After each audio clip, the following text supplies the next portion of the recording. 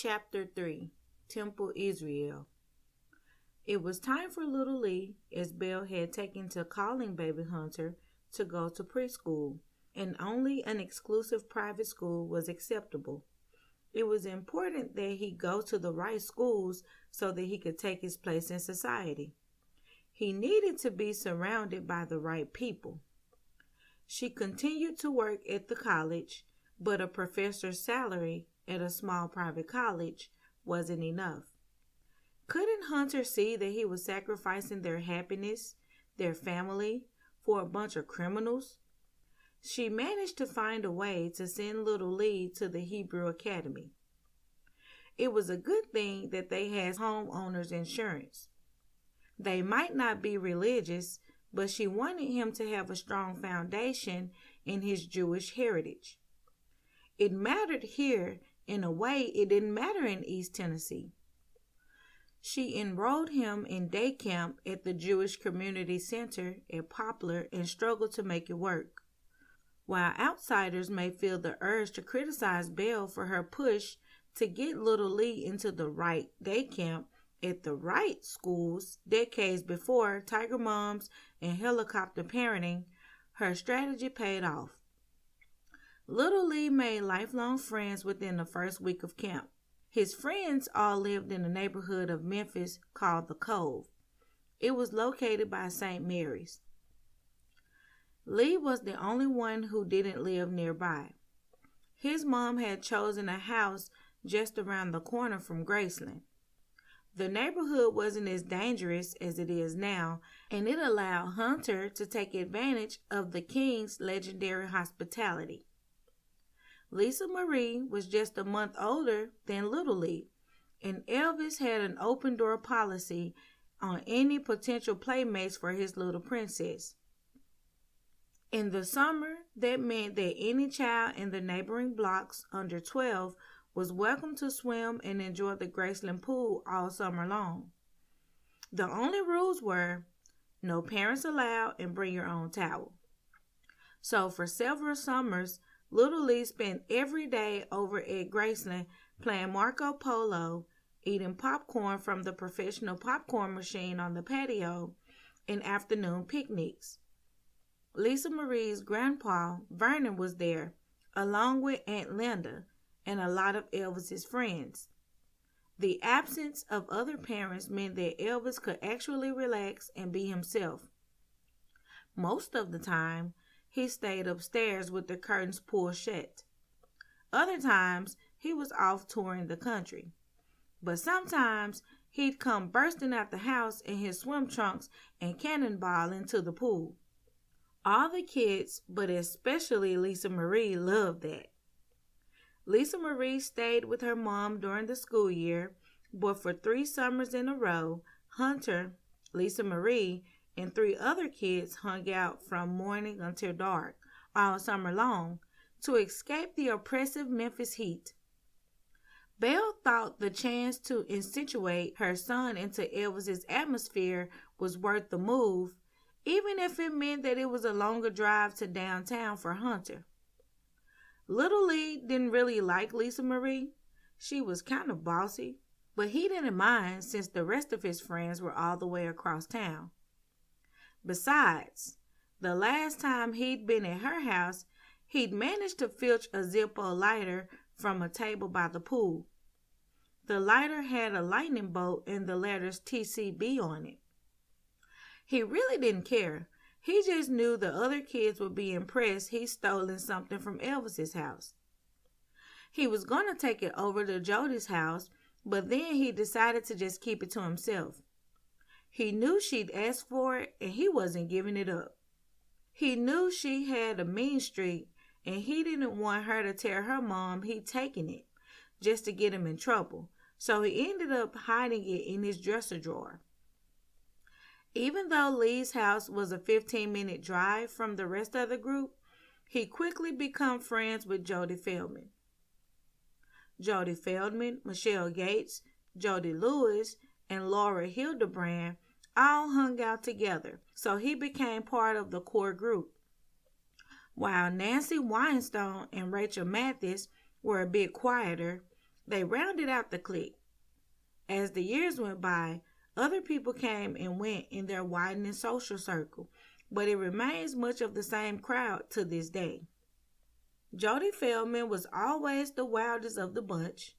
When they were all no older than 13, Jody was always sneaking out in the car and spearheading adventures. During the hottest, stickiest part of the summer, she was the first to suggest a cruise over to Jerry's Snow Cones, even though that meant crisscrossing the city. Of course, Memphis traffic wasn't what it is now, but it wasn't a quick trip around the corner either. There was a differing array of budding personalities, but despite various marriages, divorces, relocations, and such, the group remained surprisingly close to this day. It's an enigma to a writer like myself. It is one of those tropes dragged out in all kinds of stories, but vastly different from any kind of life I'd ever experienced. As young kids, Little Lee attended the same school, synagogue, and camp as the rest of the group, except for Jody Lewis and Michelle Gates, who weren't Jewish, but he still stood out in some ways. His mom still remained an enigma to his friends. She wasn't warm and cozy like some of the other moms. She was older than most of the parents and did not socialize with most of them. She was known for her elegant appearance and for dropping off Lee at all sorts of events and then leaving. His mom would ferry him back over to the Cove and drop him off with nary a word, but just a wave as she sped off. She just really wasn't inviting. She kept most of the other parents at arm's length. Lee's house was not the place to go after school to play, watch cartoons, or have sleepovers. It was Lee's dad, Hunter II, who would occasionally show up at events or pick Lee up and spend 15 minutes chatting with the dads, talking sports and barbecue. Later, when Lee was older, things were a little different, but that's another story. The rest of the Cove parents were a close-knit group. Dale and Barbara Lewis were particularly close with the Gates. One evening, after Belle zoomed off after dropping Lee off for a birthday boy's sleepover in the backyard fort, Marty Gates said, "I wouldn't mind having old Mrs. Robinson there at one of our adult sleepovers." Dale laughed as he finished rolling the joint, while Barbara and Linda looked appalled. "But she's so old," they chorused as Dale lit the joint and took a deep inhale. "And crazy," Dale chimed in. "Remember when she threw trash all over our yard?" Marty laughed and said, "Yeah, she's a loony old bird, but she could shine my knob anytime." The four of them collapsed with laughter, and Barbara started taking her shirt off. Later, after things came to a head at home, Belle's style became even more flamboyant, flashy even. She still had a prudish, schoolmarmish attitude that didn't play well in the free-spirited Memphis of the late 1960s. That made her a bit standoffish to other people. That was fine when she only rubbed elbows with the country club set, who turned up their noses at the disgusting, dirty hippie lifestyles. But during the 1970s, the more relaxed attitudes permeated into even upper strata of Memphis society. Things like divorce, adoption, and career were no longer taboo topics among the junior leaguers and the Temple Israel set, but Belle still kept most people at arm's length. She would happily discuss the latest runway fashions, or even juicy gossip about a neighboring spouse's latest indiscretion. But she never ever talked about what went on in her own home unless it was sharing Little Lee's latest accomplishment. Few people could really claim to know Belle and the family very well, and she liked it that way. Even after the death of Elvis and the Baron family's subsequent move to the Cove, Belle really never invited anyone into her social circle. She still kept to her habit of dropping Lee off everywhere and taking off. At a couple of neighborhood barbecues, She sent Lee over, accompanied by the maid, carrying some baked beans and coleslaw from a well-known caterer. On just one of two instances, she came with Lee, dressed almost formally in high heels, a pressed and tailored sundress, complete with hat and gloves. While the dress was the latest fashion, she had a way of wearing it that felt very 1950s in its stiff, starched formality. On these occasions, she would say hello to everyone, issue some instructions on what time Lee needed to be home, and then make her excuses before leaving again. On one very rare occasion, she and her husband attended a block party together.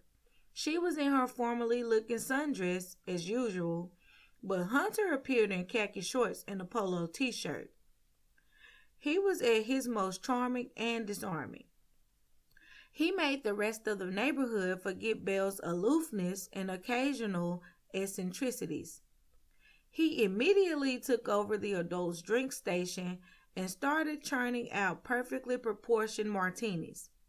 All the dads of the neighborhood started to gather round to ask him about some of the more notorious cases he was working on. In that moment, the Baron seemed the quintessential and wholesome East Memphis family, but it was an illusion and wasn't meant to last.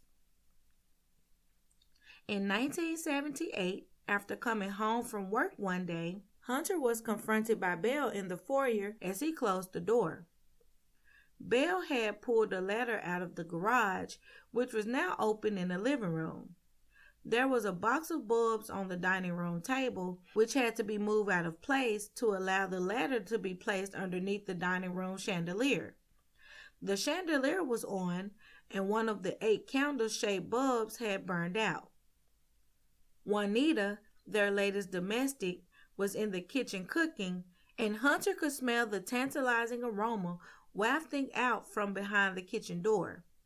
He had his hands full of a heavy stack of files from his office, with the heavy briefcase in his other hand. "I need you to change this light bulb, Hunter," Belle demanded with a bit of shrillness in her voice. "I'd like to take my coat off first and put my files down," Hunter said in an uncharismatic edge in his voice. He didn't feel like being ordered around this evening. He'd had an awful day in court, and he was too tired for one of Belle's tantrums. He was hot, frustrated, and his feet hurt. He was defending a trio of men accused of kidnapping, assaulting, and raping 2 women, and the Commercial Appeal was having a field day with the headlines smearing his clients. He spent the afternoon in front of the judge and jury trying to demonstrate that the women who had attempted to extort his clients were prostitutes. Judge Colton had looked disgusted, and about half of the jurors wouldn't even look in his direction. Didn't they understand that everyone deserved a decent defense? He set the files down on a chair while noticing that the house was becoming cluttered with old mail, papers, and half-started tasks like the note cards that Belle had started writing for one of her ladies' groups. The note cards sat half-finished, with one card still held open by a big pen. There were a small stack of completed cards, a roll of stamps, and a list of addresses also sitting on the other end of the dining room table.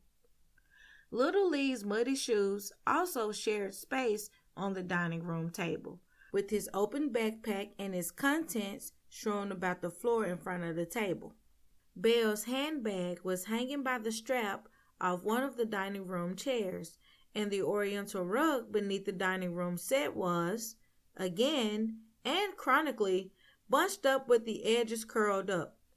He could smell and see that the dog had made a mess on the costly rug, yet again, and that no effort had been made to clean up the now dried feces. He started to move towards the kitchen to get a paper towel. "Now," Belle demanded, just as Juanita brought out a steaming platter of pot roast. Her shrill shout dragged him away from his task. "No, let's eat first," Hunter answered, annoyed.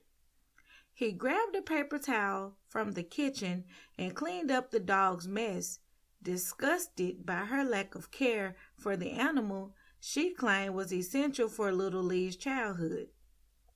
Damn it, he even felt frustrated with his own child's name.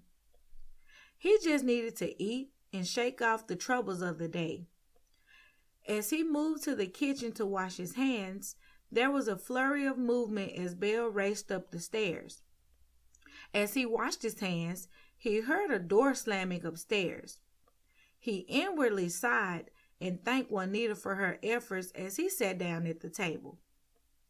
"Juanita, this smells heavenly. I could eat a horse, but thankfully, with your great cooking, I don't have to." Juanita smiled and set the tray down. Both Juanita and Hunter looked up involuntarily as the door opened upstairs, then slammed again. They looked at each other with the same resigned look, and then Juanita went back to the kitchen to clean up before heading home. Another door opened and closed upstairs, and then there was this faint sound of muffled conversation. Hunter decided to ignore it and called for his son to come to the table. A minute or two later, there was a thunder of fast footsteps coming down the stairs. Hunter looked up from the table where he was preparing to serve pot roast onto plates. Belle stood there, looking frazzled, her blonde hair in disarray with an overnight bag at her feet. Her left hand tightly gripped the small hand of their 9-year-old son. "I hate you," she screeched. "I wish you were dead. You care more about defending those sick rapists than you do about your family. You don't care about us at all." With that, she dragged little Lee by the wrist out the front door. Hunter heard the car door slam, then a squeal as she tore out the driveway like Satan himself was chasing her. Hunter supposed that he was supposed to drop everything, get up, and chase after Belle. He knew that she expected exactly that. He was supposed to throw himself at her feet, declare his undying love, and ask for her forgiveness like one of those old romantic movies she was obsessed with. Belle wanted grand gestures and melodrama. But Hunter was emotionally exhausted from this tightrope he was expected to walk every day.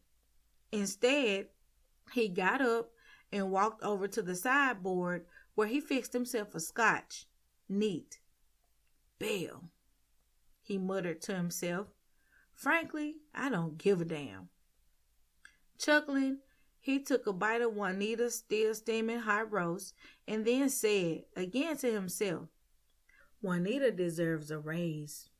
He saluted the kitchen with his glass of scotch and finally relaxed to enjoy his dinner.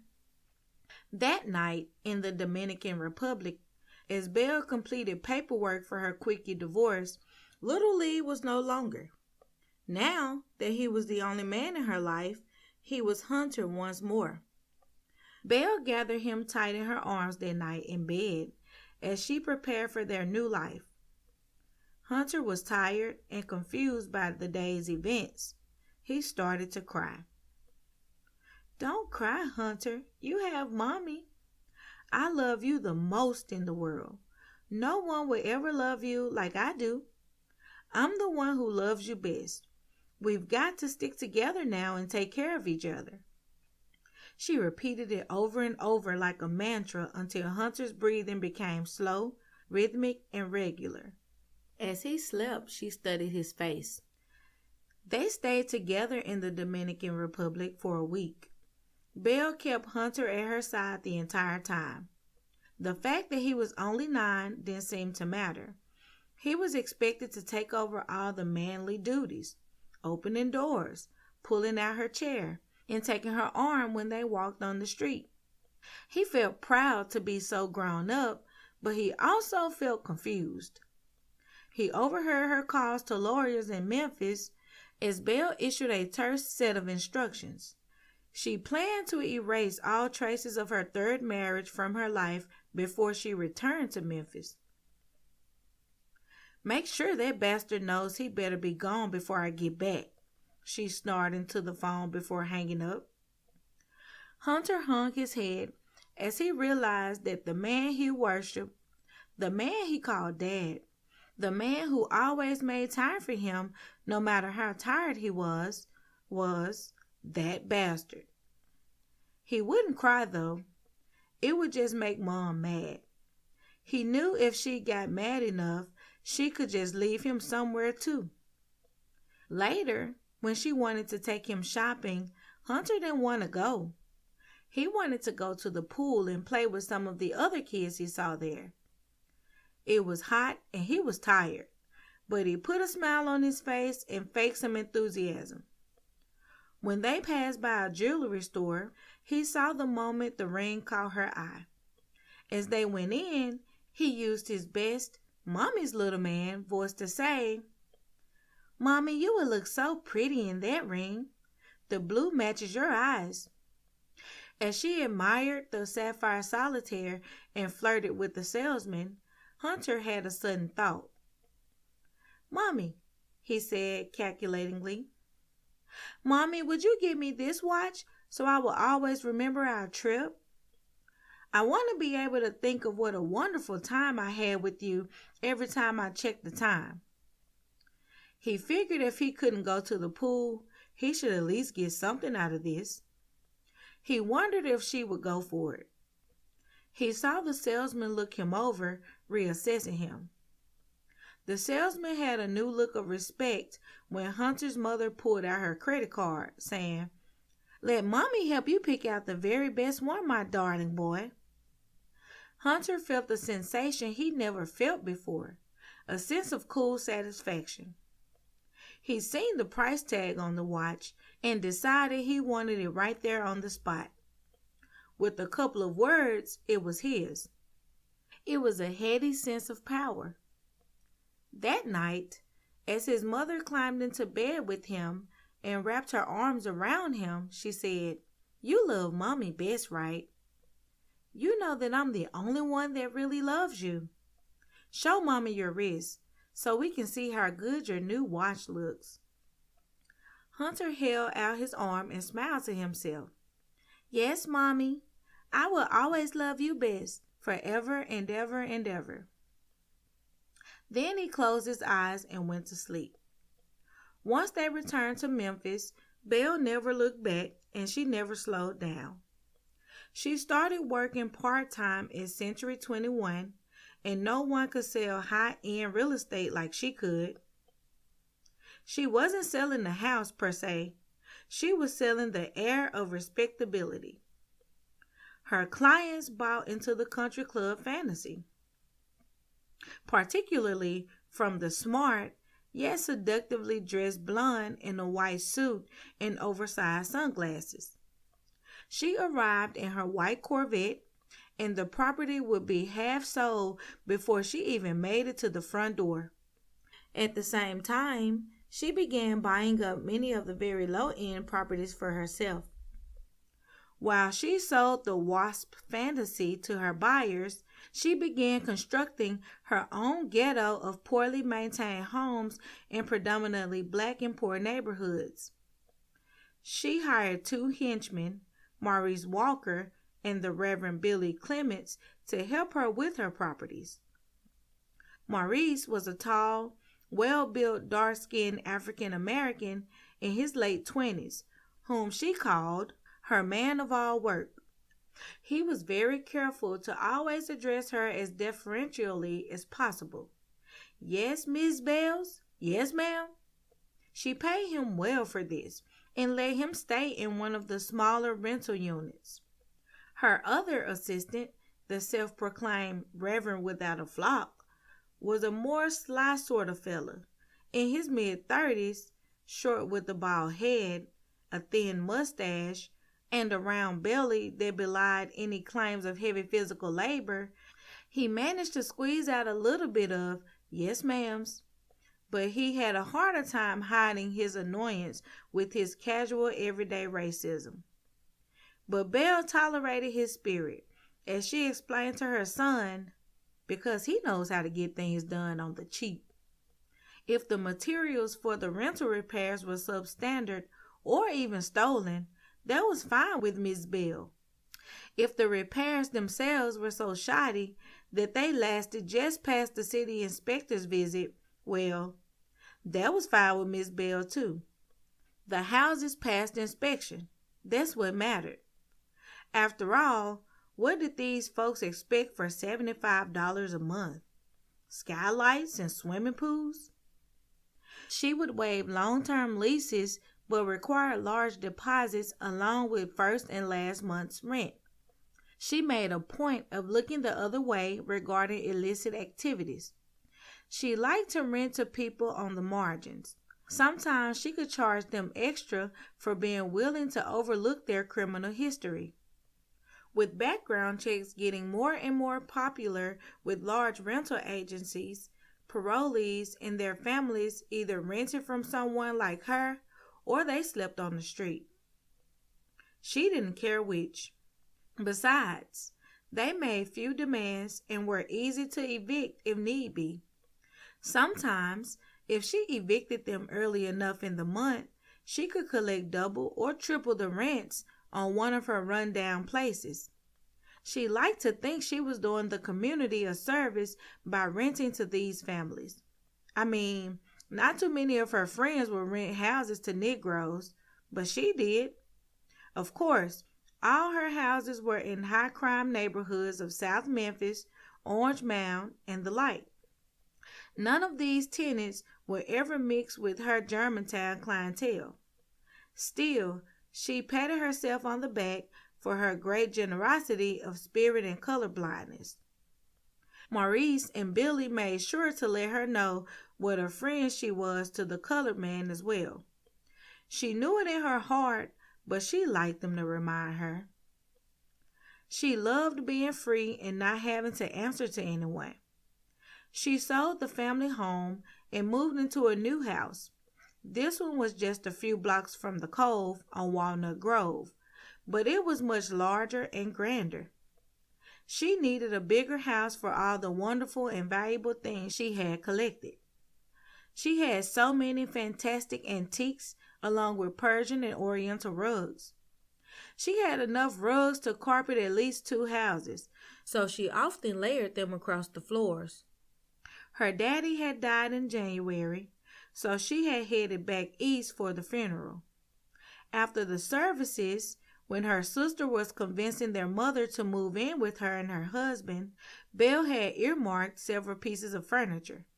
She had even packed some of it into a truck that she had borrowed for just that occasion.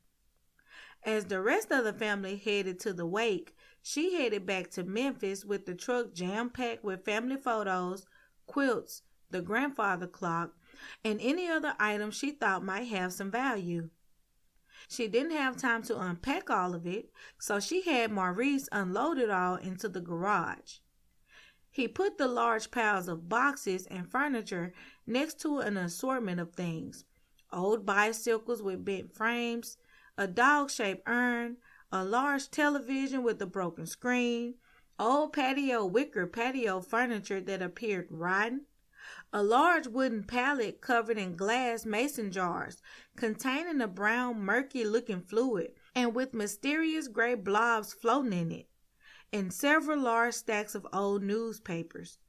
The corner of the large garage had a musty, odd smell of dusty and old garbage. He couldn't wait to finish unloading this junk and get out of there.